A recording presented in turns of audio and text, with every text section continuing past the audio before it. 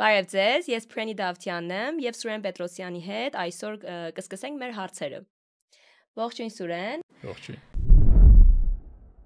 Սուրեն, անցնենք մեր մշտական մեկնաբանություններին։ Մեկնաբանությունը տրվել է Սաթենիկ Գասպարյանի կողմից։ Վրաստանը կարողացավ Թուրքիայի հետ հարաբերություններ կազմակերպել, բայց մենք չենք կարողացել։ Դեք Վրաստանի օրինակը ամբողջությամբ այլ է։ Թուրքիան ամբողջությամբ այլ պահանջներ ըստ էության ունի, կամ այլ ռազմավարություն է կիրառում Վրաստանի նկատմամբ։ Նախ Թուրքիան այս պահին կարելի է չեմ վախենա այդ բառից ասել, փափուկ ուժի միջոցով հսկայական հատված գրավել է Վրաստանում, օրինակ Բաթումի մասին համոզված եմ շատերը լսած կլինեն, դա գրեթե 90%-ը պայմանական այսպես ասեմ, 90%-ը թուրքեր են, եւ ամբողջ բիզնեսը թուրքական վերահսկողության ներքո է։ Եվ սա այսօր դառել է բավականին լուրջ խնդիր Վրաստանի կառավարության համար։ Բայց թուրքական կողմի ակնկալիքները Հայաստանից եւ պահանջները Հայաստանից ամբողջությամբ այլ են։ Օրինակ Դավութօղլուն իր ռազմավարական խորք այդ գրքի մեջ շատ հետաքրքիր մոտեցումներ ուներ Հայաստանի վերաբերյալ եւ շատ պարզ, անթակույց մոտեցումներ ուներ ու ասում էր, որ որպեսի Թուրքիան վերականգնի իր գերտերության, թեպետ գերտերություն որպես այդպեսին, Թուրքիան երբեք չի եղել, չանադառնանք Օսմանյան կայսրությանը, բայց վերականգնի իր գերտերության կարգավիճակը, նա պետք է կարողանա անպայման տիրել Արցախին եւ Կոսովոյին,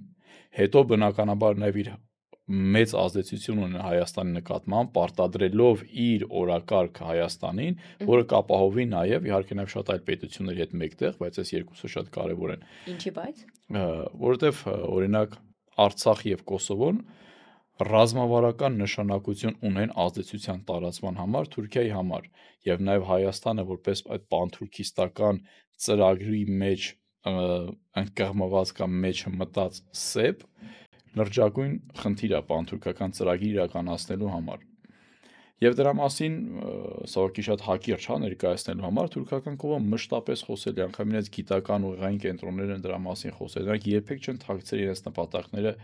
իրենց ակնկալիքները Հայաստանից եւ նրանց հիմնական պահանջը եւ միակ պահանջը կոպիտ ասած դա ոչ թե Հայաստանից տնտեսական շահ ակնկալելն է, ինչ որ միայն տարանցիկ ուղիներ, Զանգեզուրի միջանցք, ինչպես իրենք են ասում, դա ստանալն է։ Դա դրանք ընդհանրապես միջոցներ են, խորքային նպատակը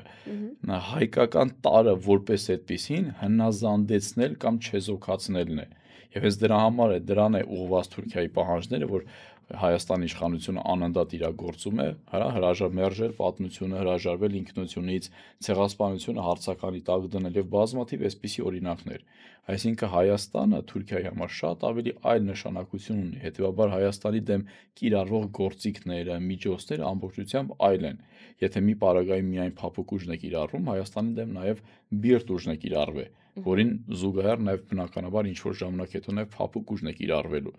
Եվ եթե այս տրամաբանությունում կամ այս քաղաքականությունը փոփոխման չենթարկվի, շատ մեծ է հավանականությունը, որ ադրբեջանցիների վերաբնակեցման հարցերը սկսեն բացվել, ինչպես օրինակ Ալեքսանդրապոլի պայմանագրի մասին մենք խոսել ենք։ Եվ այսպես շարունակ, հետեւաբար շատ տարբեր են Հայաստանի եւ Վրաստանի տարբերակները եւ ամեն ինչ չպետք է նայել շատ պարզ սև ու սպիտակ տրամաբանության մեջ, այնտեղ հնարավոր է, այստեղ ինչու հնարավոր չէ։ Այստեղ հնարավոր է առևտուր անել, այստեղ ինչի հնարավոր չէ առևտուր անել։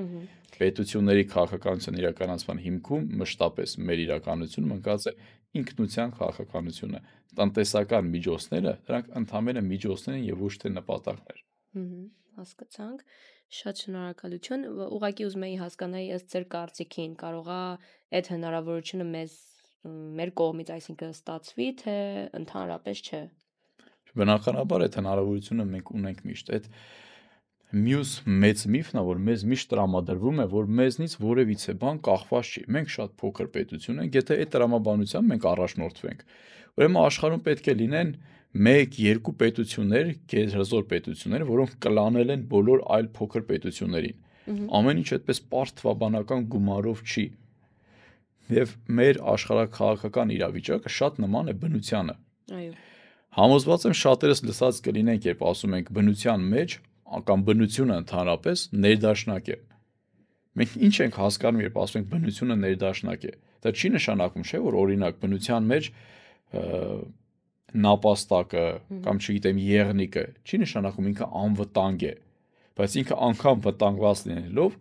համարվում է, որ բնությունը ներդաշնակ է, չէ, կատարյալ ներդաշնակության մեջ է բնությունը։ Ինչի համար են այդպես ասում, որովհետև անգամ եթե եղնիկը անօգնական է թվացial առումով կամ վտանգված է, անվտանգ չէ, միևնույն է բնությունն իրեն տալիս է բոլոր հնարավորությունները, որպեսզի ինքը կարողանա լինի կենսունակ։ Եթե գիշատչին օժտում է օրինակ, հա, գիշատիչ լինելու հատկությունները, որ պետք է կարողանա որսանի, զոհին այս պարագայում օժտում է արագ կողմնորոշվելու, արագ վազելու, այսինքն դու բնությունը տալիս է բոլոր իր անդամներին կամ չգիտեմ մասնիկներին կենսունակ լինելու ողջ հնարավորությունը, դա այդ տեսակից է կախված, ինքը կարողանում է լինել կենսունակ, թե չի լինում։ Այսինքն մենք ունենք անսահման հնարավորություններ եւ այստեղ ամենևին էլ փոքր չափսի մեջ չի խնդիրը, թեպետ մենք երբեք չենք եղել զոհ։ Մեզ այս վերջին ժամանակահատվածում են միշտ զոհի կերպարով ներկայացրել, անկախ այն փաստից, որ մենք 94 թվականին ազատագրեցինք Արցախ եւ պետք է հրաժարվեինք զոհի կերպարից Հուր Հավիտյան, բայց մենք հակառակ ազատագրելով Արցախը հաղթանակելով նոր մտանք կրկին զոհի կերպարի մեջ։ Ես այս բնության օրինակը չբերեցի, որ մենք այս զոհն ենք, ուղղակի բերեցի ներդաշնակության մասին մենք հասկանանք։ Իսկ բնության մեջ յուրաքանչյուր էակ իրեն տրվում է բոլոր հնարավորությունները լինելու համար կենսունակ։ Մեկը կարող է դա օգտագործի, մեկը չի կարողանում օգտագործի։ Սրա մասին է խոսքը։ Հետևաբար մենք ունենք բոլոր հնարավորությունները եւ անսահմանափակ։ Շնորհակալություն, շատ գեղեցիկ բացատրեցիք։ Անցնենք հաջորդ մեկնաբանությունին, որը տրվել է Մահդիսյան պետիկի կողմից։ Թուրքիայի ու Ադրբեջանի հետ ունենք 1300 կիլոմետր սահման։ Հայաստանը շատ ավելի աղքատ երկիր է, իսկ հարևանները մեծ ու ուժեղ։ Պետք է խաղաղություն անել, արդյոք, թե պատերազմ սկսել ու ամբողջ երկիրը կորցնել։ Թեք ես երբեք չեմ խոսել, որ պետք է ուղղակի պատերազմ անել եւ ընդհանրապես մեր պատկերացումները այս աշխարհակաղակականության վերաբերյալ պետք է հիմնովին փոխվի, որովհետեւ մեզ անընդհատ ներկայացնում են կամ պետք է պատերազմենք ու կործանվենք, կամ պետք է ուղղակի հարմարվենք եւ ընդունենք պայմանները։ Դրա մասին չի ամբողջությամբ։ Մենք գտնվում ենք աշխարհակաղակական կամ քաղաքակրթությունների բախման առանցքում եւ կենտրոնում։ Եվ այստեղ մենք ունենք բոլոր հնարավորությունները հավասարակշռելու եւ նաեւ այս քաղաքակրթությունների խաչմերուկում նաեւ կապող օղակ հանդիսանալու բոլոր հնարավորությունները։ Եվ նաեւ պատերազմի մասին գաղափարը պետք չէ այդպես պատկերացնել։ Պատերազմը անպայման ռազմական գործողությունները չէ։ Պատերազմի ավելի մահացու միջոցը, երբ ոչնչացնում են ձեր ինքնությունը,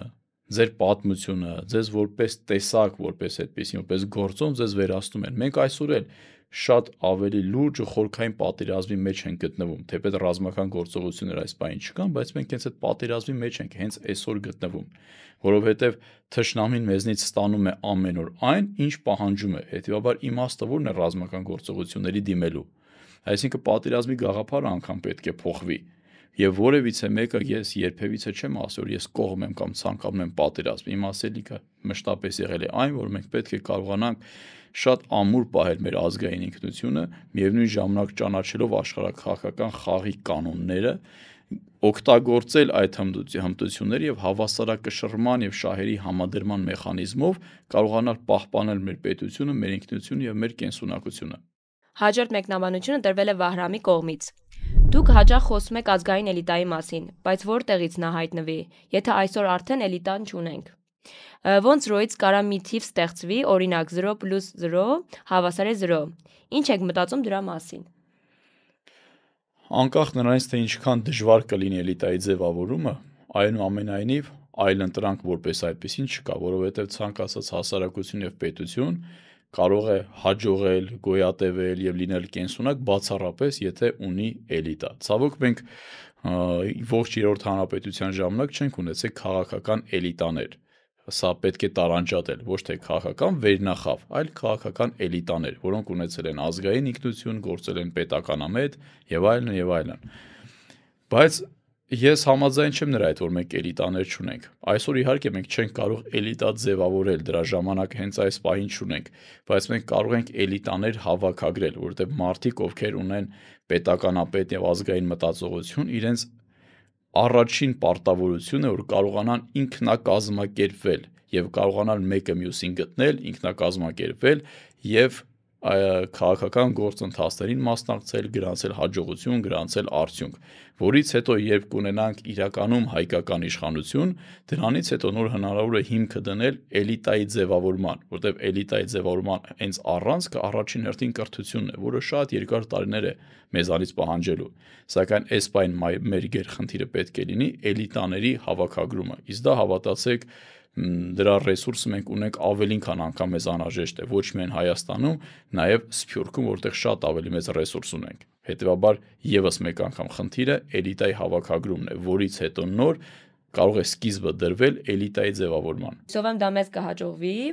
Եկեք այս դրական նոտայի վրա ավարտենք մեր թողարկումը։ Մինչ նոր հանդիպում։